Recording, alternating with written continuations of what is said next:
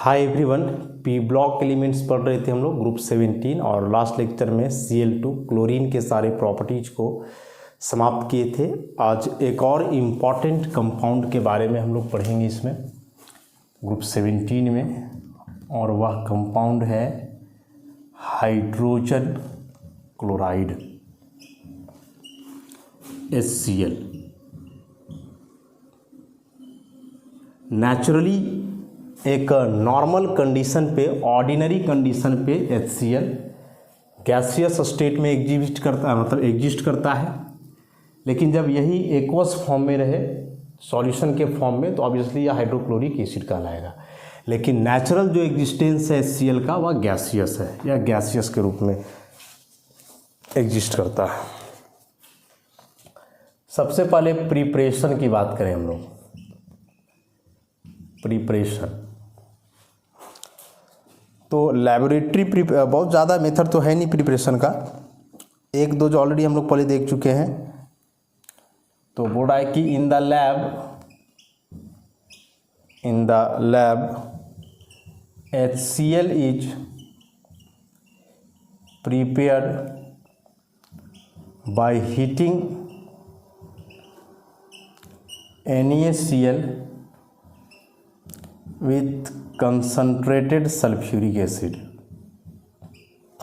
ऐसा तो NaCl है, सल्फ्यूरिक एसिड से रिएक्शन करेगा 420 केल्विन पे, तो sodium hydrogen sulphate plus hydrogen chloride का फॉर्मेशन।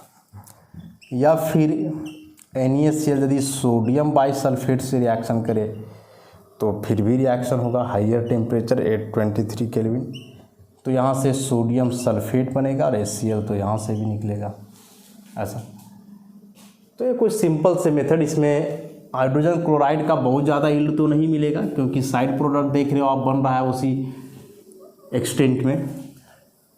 तो सोडियम क्लोराइड को यदि आप सल्फ्यूरिक एसिड से हीट करते हो तो सोडियम बाइसल्फेट और HCl, या सोडियम बाइसल्फेट के साथ NaCl फिर से कंबाइन करेगा, टेम्परेचर थोड़ा हाई हो जाएगा, तो सोडियम सल्फेट और HCl। मतलब ओवरऑल यदि इसको लिखोगे तो आप ऐसे लिख सकते हो 2 NaCl प्लस H2SO4, तो ये बन जाना है Na2SO4 प्लस 2 HCl।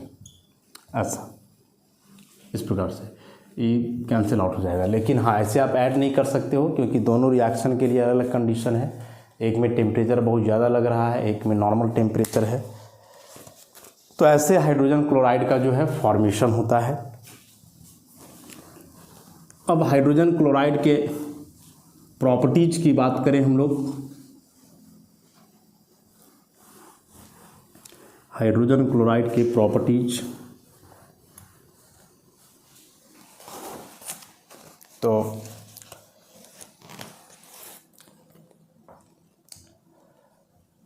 प्रॉपर्टीज, सबसे पहला, it is a colourless gas, या एक कलरलेस गैस है। स्मेल खराब है, with pungent smell.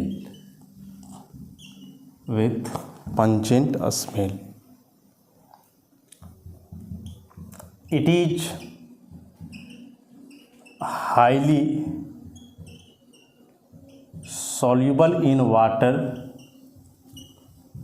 to form hydrochloric acid. Water में डिजॉल्व होकर के हाइड्रोक्लोरिक एसिड बनाता है। डेंसिटी इसका ज़्यादा है एयर से। It is heavier than air. Vapour density इसका 18.25। उसके बाद है it can be easily liquefied to a colorless liquid having boiling point 189 kelvin और फ्रीजिंग पॉइंट इसका हो जाएगा 159 केल्विन। तो बॉइलिंग पॉइंट HCl का जो इतना कम है उसका एक सिंपल सा एक्सप्लेनेशन है कि HCl यदि लिक्विफाई करता है तो HCl मॉलिक्यूल के बीच यहाँ डायपोल डायपोल फोर्स ऑपरेट होगा, और डायपोल डायपोल फोर्स एक बहुत मजबूत फोर्स नहीं होता है। लिक्विड मॉलिक्यूल के बीच या तो ऐसे डायपोल डायपोल इंटरैक्शन हो, माने कोई वेंडरवाल इंटरैक्शन हो, या फिर हाइड्रोजन बॉन्डिंग हो। हाइड्रोजन बॉन्डिंग रहता है तो फिर उसका बॉइलिंग पॉइंट ज़्यादा होता है। हाइड्रोजन बॉन्डिंग का पॉसिबिलिटी तो इसमें है नहीं, तो या डायपोल डायपोल इंटरैक्शन के चलते इसका बॉइलिंग पॉइंट क्या होता है, काफ़ी कम है। और वाटर की तुलना में देख लो कितना कम है, वाटर का होता है कितना 373, इसका 189 मतलब लगभग 200 केल्विन कम है, क्योंकि वाटर में हाइड्रोजन बॉन्डिंग है, इसमें ऐसा कुछ नहीं है। अच्छा, तो ये कुछ कॉमन से प्रॉपर्टीज़ थे HCl का कि या ऑर्डिनरी कंडीशन में एक कलरलेस गैस है, खराब स्मेल है, वाटर में बहुत ज़्यादा सॉल्युबल है और वाटर में डिजॉल्व करके ही या हाइड्रोक्लोरिक एसिड के रूप में एग्जिस्ट करता है, एयर से काफ़ी भारी है, लिक्विड में बदलना आसान है क्योंकि हेवी गैस है तो लिक्विफिकेशन इसका आसान हो जाता है। अब HCl के कुछ केमिकल रिएक्शंस को देखो, कुछ important chemical reactions.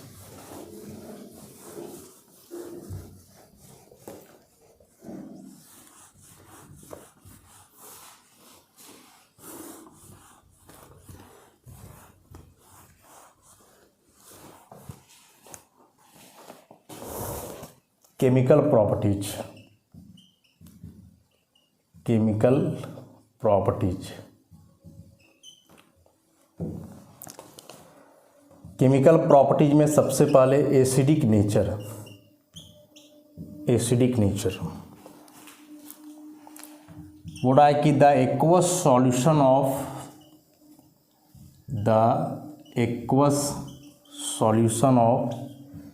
HCl turns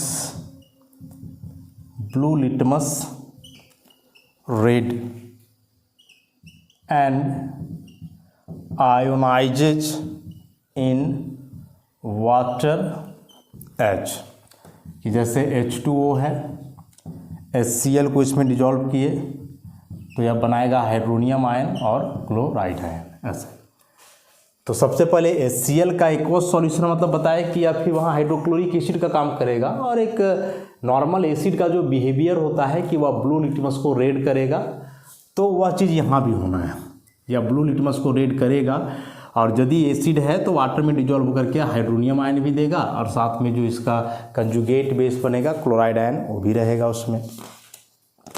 तो आप हाइड्रोजन क्लोराइड और हाइड्रोक्लोरिक एसिड ये दो वर्ड में कंफ्यूज नहीं करना है, कभी नहीं।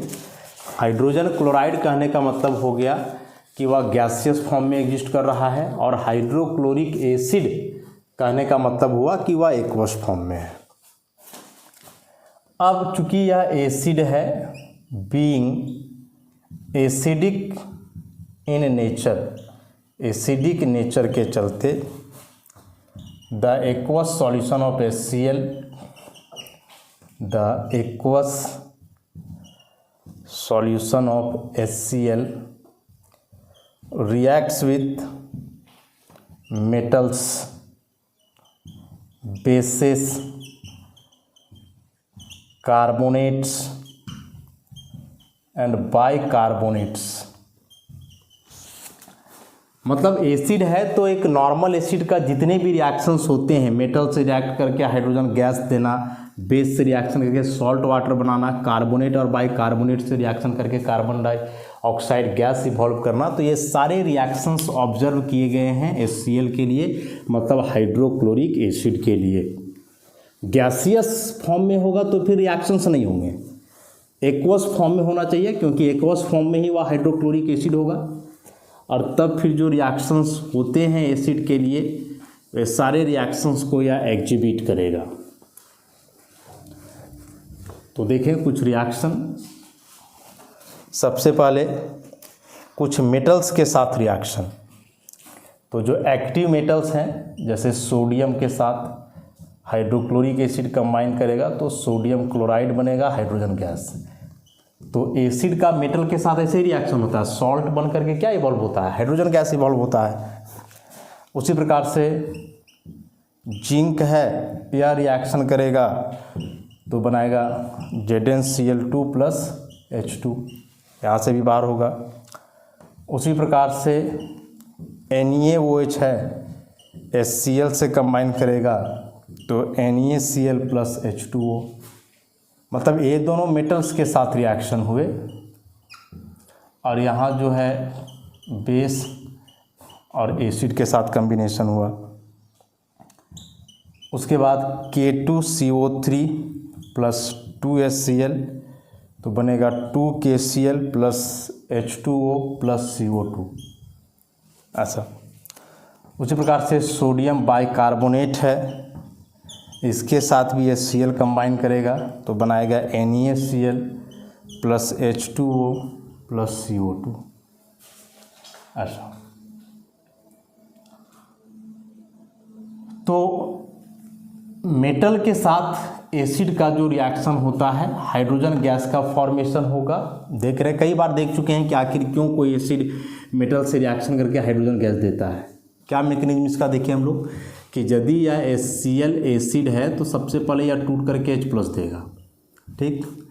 अब यह जो सोडियम मेटल है यह काफ़ी एक्टिव मेटल है, तो यह सोडियम क्या करेगा कि H+ को इलेक्ट्रॉन ट्रांसफ़र कर देगा, खुद बन जाएगा NaCl और ये H+ इलेक्ट्रॉन लेकर के बन जाएगा H।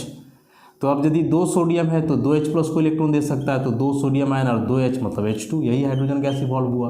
और ये 2 Na+ और यहाँ से Cl- मिल करके जो है NaCl बन जाना है, ऐसा। तो ये कॉमन सा प्रोसेस है। उसी प्रकार से एसिड बेस का रिएक्शन है तो ये H+COH- H2O बाहर और ये सॉल्ट बन गया। कार्बोनेट और बाइकार्बोनेट के साथ रिएक्शन करके जो है H2O और CO2 का फॉर्मेशन।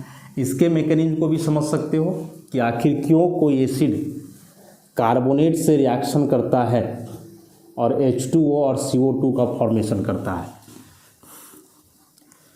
होता है ये बात तो हम लोग क्लास 9-10 से ही पढ़ते आ रहे हैं कि एसिड कार्बोनेट से रिएक्शन करके CO2 देगा और H2O बाहर निकलेगा, लेकिन अब जानेंगे कि ऐसा क्यों होता है, मैकेनिज्म इसका। जैसे H2 गैस निकलने के लिए मैकेनिज्म बताए कि मेटल अपना इलेक्ट्रॉन ट्रांसफ़र करता है एसिड के H+ को, तो वही H+ H2 में बदल जाता है और वह मेटल केटायन जो है एनायन के साथ कंबाइन करके सॉल्ट बना लेता है।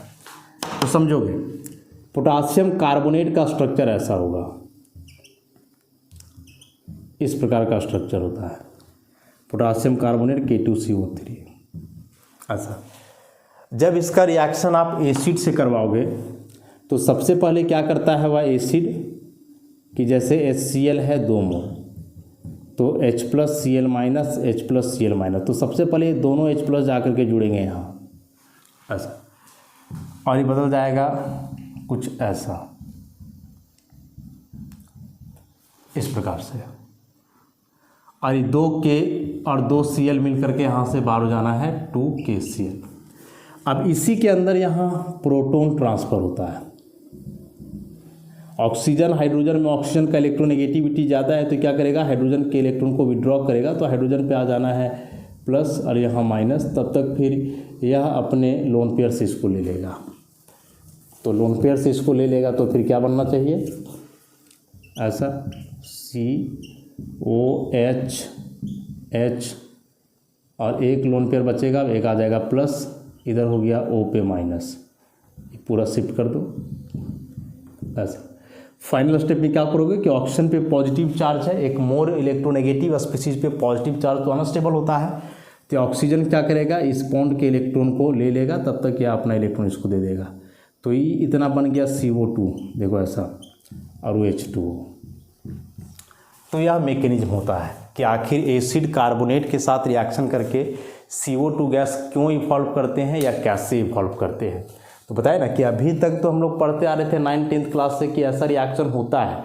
अब जानेंगे कि क्यों होता है ऐसा रिएक्शन, आखिर एसिड क्यों कार्बोनेट से रिएक्ट करके CO2 इवॉल्व करता है। तो उसके लिए यह मैकेनिज्म हुआ, कैसे CO2 H2O बना और सॉल्ट का फॉर्मेशन हुआ, तो देख ही लिया ऐसा।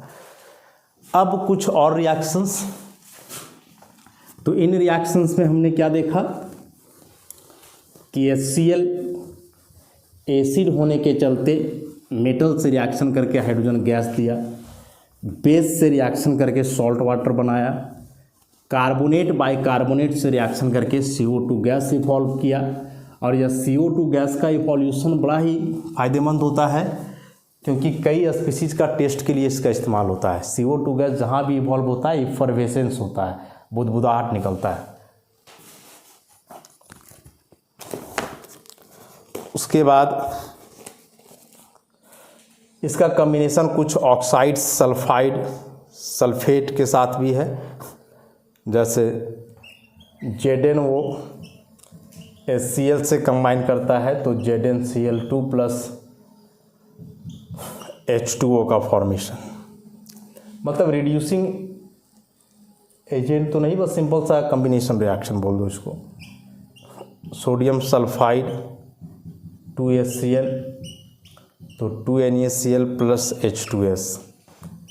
उसी प्रकार से सोडियम सल्फाइड 2HCl तो 2NaCl plus SO2 plus H2O। ऐसे जो नॉर्मल रिएक्शंस होते हैं, नाइट्राइट के साथ 2NaNO2 प्लस 2HCl तो बना 2NaCl plus H2O plus NO2 plus NO। ऐसा तो कॉमन से रिएक्शन है, एसिडिक नेचर का ही रिएक्शन है HCl के लिए। यह तो इन रिएक्शंस को डायरेक्ट रिवाइज करके आपको ध्यान में रखना होगा। उसके बाद एक इम्पॉर्टेंट इसके लिए है formation of aqua regia. Formation of aqua regia. Aqua regia का फॉर्मेशन कैसे होता है? तो 3 equivalent HCl, 1 equivalent nitric acid, मतलब 3:1 का रेशियो रहता है इसका। तो एक्वा रेजिया बन जाता है 3HCl HNO3। यूज इसका हम लोग देख चुके हैं ग्रुप 15 एलिमेंट जब पढ़ रहे थे नाइट्रिक एसिड के बारे में। वहाँ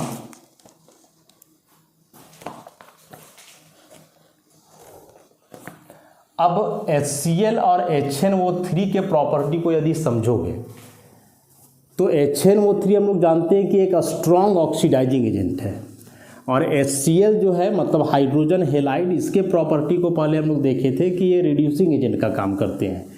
तो HCl वहाँ हुआ रिड्यूसिंग एजेंट, HNO3 हुआ ऑक्सीडाइजिंग एजेंट। अब एक रिड्यूसिंग और ऑक्सीडाइजिंग एजेंट साथ में हो तो वे वैसे ही एग्जिस्ट नहीं कर सकते हैं, वे आपस में रिएक्ट कर जाएंगे। तो ऐसा ही होता है, यह हाइड्रोजन क्लोराइड जो है नाइट्रिक एसिड के साथ कंबाइन करके nitrosyl chloride plus 2H2O plus 2Cl बनाता है। ऐसा यह ऑक्सीडाइजिंग एजेंट है और यह रिड्यूसिंग एजेंट है। तो ये ऑक्सीडाइजिंग और रिड्यूसिंग एजेंट आपस में कंबाइन करके यहाँ से नेसेंट क्लोरीन बनाते हैं, और यही क्लोरीन का इस्तेमाल आगे मेटल को डिजॉल्व करने के लिए किया जाता है, जो एक्टिव मेटल्स होते हैं उसको। तो यह एक इम्पॉर्टेंट रिएक्शन था। पूछा जाता है वाइवा वगैरह में जनरली कि एक्वा रेजिया सबसे पहले है क्या?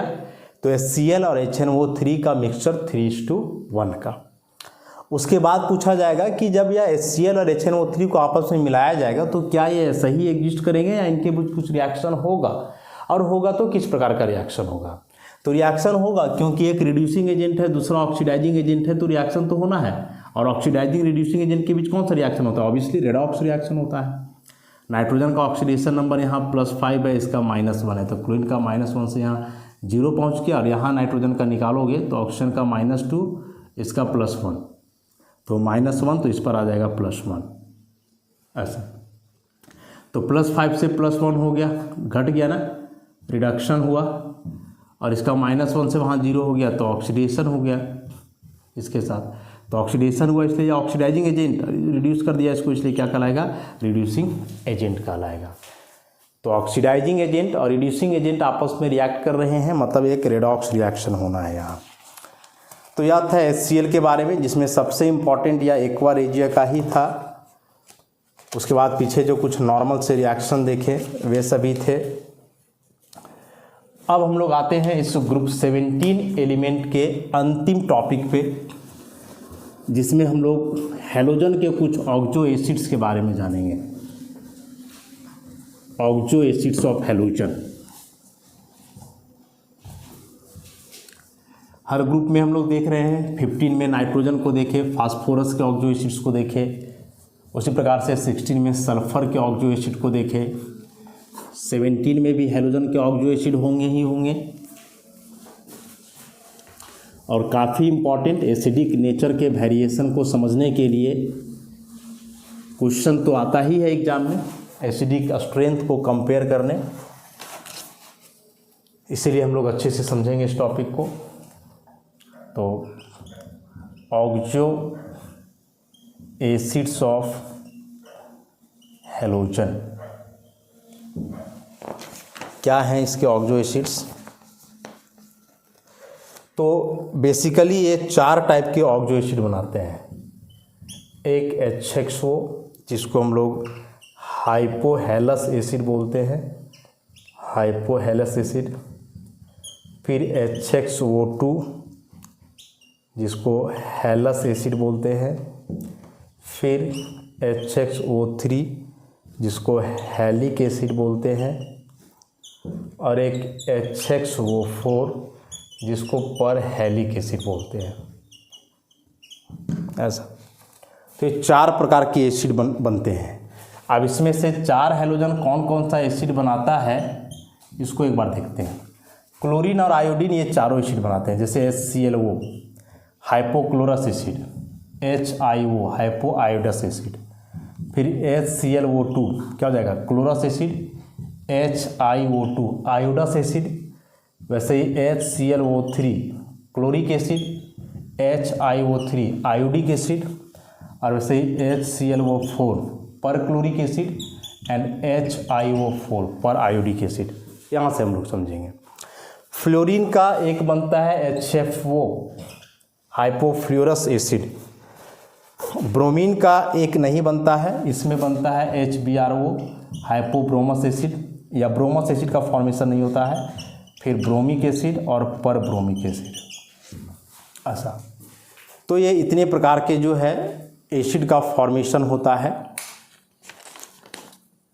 अब इसमें से ऑक्सीडेशन स्टेट, सबका एसिडिक स्ट्रेंथ, ये काफ़ी इम्पॉर्टेंट है।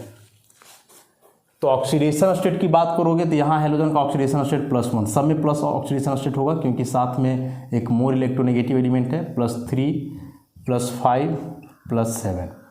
तो एक जो रेगुलर वेरिएशन हम लोग जानते हैं कि डाउन दी ग्रुप जाने से, या डाउन दी ग्रुप की बात छोड़ दें, यहाँ ऑक्सीडेशन स्टेट की बात देखें कि यदि सेंट्रल एटम का ऑक्सीडेशन नंबर बढ़ रहा हो तो ऑक्सीडेशन नंबर बढ़ने से क्या होता है? एसिडिक स्ट्रेंथ इंक्रीज करता है। तो इसका मतलब हुआ कि HClO से स्ट्रॉन्गर एसिड है HClO2, इससे स्ट्रॉन्गर है HClO3 और इससे भी स्ट्रॉन्गर एसिड है HClO4। तो इस एसिडिक स्ट्रेंथ को हम लोग किस प्रकार से एक्सप्लेन करेंगे? सबसे बड़ा बात है इसका एक्सप्लेनेशन किस प्रकार से किया जाए।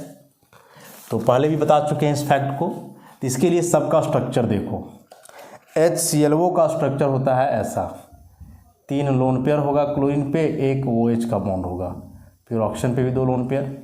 वैसे HClO2 है तो इसका स्ट्रक्चर आप ऐसे दिखा सकते हो, 2 लोन पेयर होंगे। HClO3 है तो 1 लोन पेयर ऐसा, और HClO4 अच्छा। ये 4 स्ट्रक्चर हुए ये चारों टाइप के एसिड का। अब इस स्ट्रक्चर के आधार पे हम लोग एसिडिक स्ट्रेंथ को जो है एक्सप्लेन करने वाले हैं।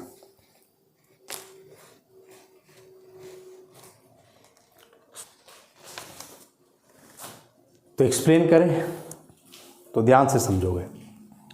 सब में आप देखो जरा, तो सब में एकक OH ग्रुप है सारे एसिड में, और यही OH ग्रुप का हाइड्रोजन जो है यहाँ से फर्निश होगा H+ के रूप में, और ये सब्सटेंस काम करेंगे एसिड के। ऐसा तो इन सारे एसिड्स में एक ही OH ग्रुप है, मतलब सबका बेसिसिटी सेम है, ऑल आर मोनोबेसिक एसिड, और यही H रिलीज करेंगे ये H+ के रूप में, और ये काम करने वाले हैं एसिड का। अब बात है कि जो जितना जल्दी H+ रिलीज करेगा वह उतना मजबूत एसिड होगा। H+ जल्दी तभी रिलीज करेगा जब यह हाइड्रोजन का इलेक्ट्रॉन इधर ज़्यादा जाएगा, मतलब यह जो पूरा ग्रुप है वह इस इलेक्ट्रॉन को विड्रॉ करेगा हाइड्रोजन के इलेक्ट्रॉन को। ऑक्सो एसिड के बारे में हम बताए हैं कि ऑक्सो एसिड में यह जो ग्रुप होता है ऑक्सो ग्रुप ई double bond O, this oxo group is electron withdrawing group, electron withdrawing nature का होता है। तो यहाँ आप देखोगे तो इसमें कोई ऑक्सो ग्रुप नहीं है, इसमें एक ऑक्सो ग्रुप आया तो यह पूरा ऑक्सो ग्रुप क्या करेगा कि इस बॉन्ड के इलेक्ट्रॉन को विड्रॉ करेगा, बदले में ऑक्सीजन फिर इसके इलेक्ट्रॉन को विड्रॉ करेगा। यहाँ आप चूंकि दो दो ऑक्सो ग्रुप आ गया है तो ये दोनों ऑक्सो ग्रुप इलेक्ट्रॉन विड्रॉ करेंगे ना इस बॉन्ड का, तो यहाँ एक ही ऑक्सो ग्रुप बॉन्ड के इलेक्ट्रॉन को विड्रॉ कर रहा था, यहाँ दो दो ऑक्सो ग्रुप मिल करके इस बॉन्ड के इलेक्ट्रॉन को विड्रॉ कर रहे हैं। तो ऑब्वियसली ऑक्सीजन यहाँ हाइड्रोजन के इलेक्ट्रॉन को उतना ही ज़्यादा विड्रॉ करेगा और यह H प्लस के रूप में उतना ही जल्दी यहाँ से रिलीज होगा। उसी प्रकार से यहाँ देखो तीन तीन ऑक्सो ग्रुप हैं और जब यहाँ ये तीन तीन ऑक्सो ग्रुप है तो ये तीनों ऑक्सो ग्रुप मिल करके जो है इस इलेक्ट्रॉन को विड्रॉ करेंगे और बदले में ऑक्सीजन हाइड्रोजन के इलेक्ट्रॉन को विड्रॉ करेगा। तो ये चारों में हम लोग क्या देख रहे हैं कि जो सबसे नीचे वाला हुआ परक्लोरिक एसिड, इसमें तीन ऑक्सो ग्रुप मिल करके OH बॉन्ड के इलेक्ट्रॉन को विड्रॉ कर रहे हैं। यहाँ दो ऑक्सो ग्रुप मिल करके, यहाँ एक ऑक्सो ग्रुप, यहाँ कोई ऑक्सो नहीं है। तो जब यहाँ इलेक्ट्रॉन का विथड्रॉवल सबसे तेज हो रहा है, सबसे ज़्यादा हो रहा है, तो जाहिर सी बात है कि यह H+ यहाँ से सबसे जल्दी रिलीज होएगा। इससे थोड़ा समय लगेगा इस कंपाउंड में, इससे थोड़ा समय लगेगा इसमें और सबसे कम समय लगेगा, मतलब सबसे ज़्यादा समय लगेगा इसमें। तो सबसे देर से H+ रिलीज करेगा यह सब्सटेंस हाइपोक्लोरस एसिड, उससे थोड़ा जल्दी रिलीज करेगा क्लोरस एसिड, उससे जल्दी क्लोरिक एसिड और सबसे जल्दी H+ रिलीज करेगा परक्लोरिक एसिड। तो यह ऑक्सो ग्रुप के आधार पे हम लोग एक्सप्लेनेशन देते हैं इसका। अब चूंकि यह सबसे जल्दी रिलीज कर रहा है H+, इसलिए यह सबसे स्ट्रॉन्ग एसिड हो गया। समझ गए? तो यहाँ जो लिखे थे कि ऑक्सीडेशन नंबर बढ़ने से एसिडिक स्ट्रेंथ बढ़ेगा, उसका रियल एक्सप्लेनेशन ऐसे है। इसको एक दूसरे तरीके से भी हम लोग एक्सप्लेन करते हैं, और दूसरे तरीके से इसको एक्सप्लेन हम लोग कैसे करते हैं, तो इसमें कंजुगेट बेस के स्टेबिलिटी को देखते हैं। इसमें हम लोग क्या करते हैं, कंजुगेट बेस के स्टेबिलिटी को देखते हैं। यदि कोई सब्सटेंस एसिडिक नेचर का है तो वह H+ फर्निश करेगा। H+ फर्निश करने के बाद जो नेगेटिव आयंस बनेंगे, H+ फर्निश करने के बाद जो नेगेटिव आयंस बनते हैं वे कहलाते हैं उसके कंजुगेट बेस। तो जैसे HClO H+ दिया, ClO- बनाया, HClO2 में भी वही बात है, H+ देगा तो ClO2- बनाएगा। फिर HClO3 में वही बात है, H+ दिया तो ClO3- बनाया, और HClO4 में भी वही बात है, H+ दिया तो यह ClO4-। All these are conjugate base. तो एक हम लोग क्या करते हैं ना कि इस कंजुगेट बेस के स्टेबिलिटी को भी देखते हैं कि यदि कोई सब्सटेंस H+ रिलीज करने के बाद जो कंजुगेट बेस बना रहा है, यदि वह कंजुगेट बेस ज़्यादा स्टेबल है तो उसका H+ रिलीज करने का टेंडेंसी ज़्यादा होगा और वह एक मजबूत एसिड का काम करेगा। तो इन सब के स्ट्रक्चर की बात करें तो यहाँ तो ऐसा बनेगा, यहाँ ऐसा, यहाँ स्ट्रक्चर ऐसा बनेगा और यहाँ स्ट्रक्चर बनेगा इस प्रकार से ऐसा। इन सभी का स्टेबिलिटी हम लोग रेजोनेंस के आधार पे कंपेयर करेंगे। अब रेजोनेंस के लिए मल्टीपल बॉन्ड मतलब डबल बॉन्ड होना ज़रूरी होता है।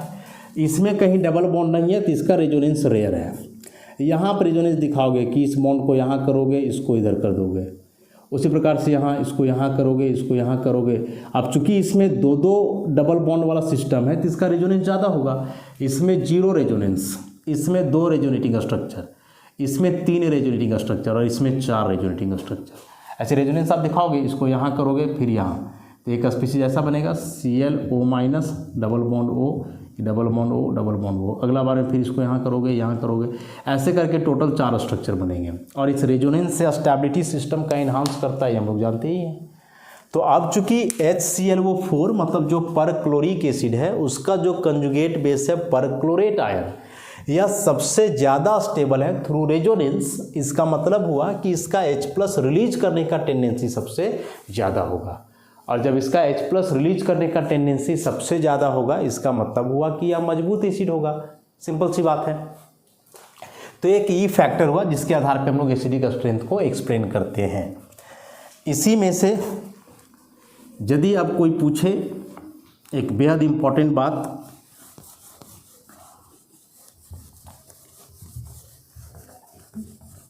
इन दो एसिड को कंपेयर करके पूछा जाए कि मजबूत कौन होगा, सल्फ्यूरिक एसिड और परक्लोरिक एसिड, तो स्ट्रक्चर पे जाओगे ऐसा, और सल्फ्यूरिक एसिड का भी स्ट्रक्चर देखोगे। तो सबसे पहले ऑक्जो ग्रुप के आधार पे हम लोग समझते हैं। ऑक्जो ग्रुप यहाँ दो हैं, OH ग्रुप भी 2 है, तो दोनों ऑक्जो ग्रुप मिलकर के इलेक्ट्रॉन खींचेगा 2 OH का। यहाँ 3 ऑक्जो ग्रुप है, तीनों ऑक्जो ग्रुप मिलकर के इलेक्ट्रॉन खींचेगा एक ही OH का। तो यहाँ 3 ऑक्जो है, OH एक ही है, यहाँ ऑक्जो 2 है, माने कम, और OH भी ज़्यादा है। तो यहाँ ये दोनों मिलकर के इन 2 बॉन्ड के इलेक्ट्रॉन्स को विड्रॉ करेंगे, तो ऑब्वियसली समय लगेगा या H+ जल्दी रिलीज नहीं होएगा। लेकिन यहाँ 3 ऑक्जो है और ये तीनों एक ही पे जोर लगा दिए हैं, तो इसके इलेक्ट्रॉन को बहुत जल्दी या विड्रॉ कर लेगा और यहाँ से H+ जो है बहुत जल्दी रिलीज होगा। तो एक तो यह फैक्टर हुआ। एक इसको आप ऐसे भी समझ सकते हो कि सल्फर से ज़्यादा इलेक्ट्रोनेगेटिव है क्लोरीन, तो एक तो वैसे भी जो इलेक्ट्रॉन विड्रॉइंग पावर है सेंट्रल एटम का वो क्लोरीन में यहाँ ज़्यादा हो गया ऐसे, तो उस हिसाब से भी क्लोरीन जो है ज़्यादा इलेक्ट्रॉन खींचेगा, तो यहाँ से जल्दी H+ जो है रिलीज होगा। तो ऐसे क्वेश्चन यदि आए एसिडिक स्ट्रेंथ को कंपेयर करने और वो ऑक्जो एसिड्स हों, तो आप डायरेक्ट ऑक्जो ग्रुप पे जाओगे। ऑक्सीडेशन स्टेट और बेसिसिटी वाला फैक्टर जनरली काम नहीं करता है। ऐसे लोग बोलता है कि जिसमें OH ग्रुप ज़्यादा रहता है वो मजबूत एसिड होता है, तो उस हिसाब से तो इसमें 2 OH है, इसमें एक ही है, तो यह मजबूत होना चाहिए। बिल्कुल गलत है। HClO4 is much stronger acid than H2SO4। तो आप ऑक्जो एसिड्स के एसिडिक स्ट्रेंथ को कंपेयर करना होना, तो आप बेसिसिटी ऑक्सीडेशन स्टेट पे ना जा करके आप ऑक्जो ग्रुप को देखोगे और कंपेयर करोगे। ऑक्जो ग्रुप और OH ग्रुप मिला करके देखोगे आप, तो ऑक्जो ग्रुप जितना ज़्यादा होगा वह उतना ज़्यादा इलेक्ट्रॉन को विड्रॉ करेगा, H+ रिलीजिंग टेंडेंसी उतना ज़्यादा होगा उस सब्सटेंस का, और वह सब्सटेंस उतना ही स्ट्रॉन्गर एसिड का काम करेगा। तो बेहद इंपॉर्टेंट एक्सप्लेनेशन है यह H2SO4 और ये जो HClO4 है इसके एसिडिक स्ट्रेंथ का। बहुत लोगों को जो है बस समझता है कि H2SO4 अभी से सुनते आ रहे हैं तो इससे मजबूत एसिड को है ही नहीं। ऐसा नहीं है। ऐसे क्वेश्चन आएंगे तो आप ऐसे ही डील करोगे इसको। ऑक्जो ग्रुप देखना, यहाँ भी हम वही बात बताए, यहाँ भी वही बात बता रहे हैं। समझ गए बात को? तो यहाँ से जो है ग्रुप 17 समाप्त होता है। अब इस यूनिट का एक लास्ट बच गया है ग्रुप 18। ग्रुप 18 के बारे में हम लोग जान रहे हैं नोबल गैसेस हैं, बहुत ज़्यादा उनका रिएक्टिविटी है ना, इनर्ट है, लेकिन कुछ कुछ रिएक्टिविटी के चलते कुछ प्रॉपर्टी उनका हम लोग पढ़ते हैं या कुछ कंपाउंड्स का फॉर्मेशन भी देखते हैं। तो आज यही समाप्त करते हैं, फिर नेक्स्ट लेक्चर से ग्रुप 18।